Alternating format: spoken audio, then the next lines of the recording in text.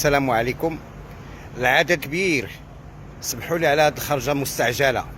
العدد الكبير من الناس ومن كبار العيان واللي صحاب واللي ضد اخنوش وصحفيين مرموقين تيقولوا على راسهم تيطيروا بالطياره فوق من الساتيليت ديال ليسباس فيكتوريال، كيقلبوا على الوثائق ديال مورا اخنوش ديال البترول، الوثائق ديال البترول اللي كيهرب من روسيا، اللي داير فيها الدبشخي بالسوق السوداء وداير فيها الترافيك وداير فيها العداد، حتى وداروا عليها محاضرات ومناورات قيمة.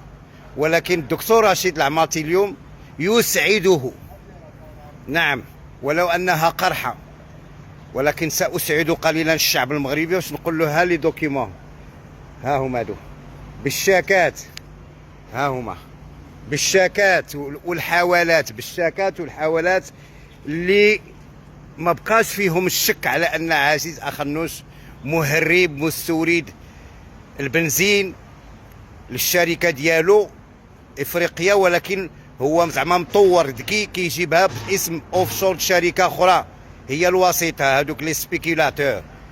وحنا هادشي سالينا معاه شحال هادي، لان خدمنا في الدبلوماسيه الكبيره ماشي الصغيره، ماشي ديال الشفاره القماره. ها لي دوكيمون اللي ضدك عزيز اخنوش، وما كاينش شي صحفي اللي هادي يشوفهم ولا اللي هادي يوصلوه.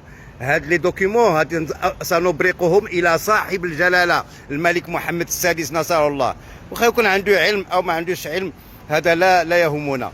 وسنبرقها كذلك الى محامي التجمع المغربي للتنميه وانشاء الديمقراطيه وانشاء اقتصاد تشاركي ماشي اشتراكي في المغرب، اللي هو التجمع ديالي وديال ولاد الشعب وديال مغاربه العالم 6 المليون. هاد لي دوكيمون هما واصلينهم دابا باش نبينوا، غادي يخرجوا في جون افريك وفي فيغارو وجميع المجلات الكبار، باش نبينوا للمغرب ان احنا ما كنتهموكش انك انت ولد الحرام مقطر، انك شفار عتيق، وانك مهرب، وانك سارق، وانك ناهب. ها هما لي دوكيمون المغاربه اللي كيهينوا اخنوش. وسلام الله عليكم ورحمته تعالى. Je suis tellement ému de montrer ça pour la première fois et le premier au Maroc contre Aziz Akhannouch.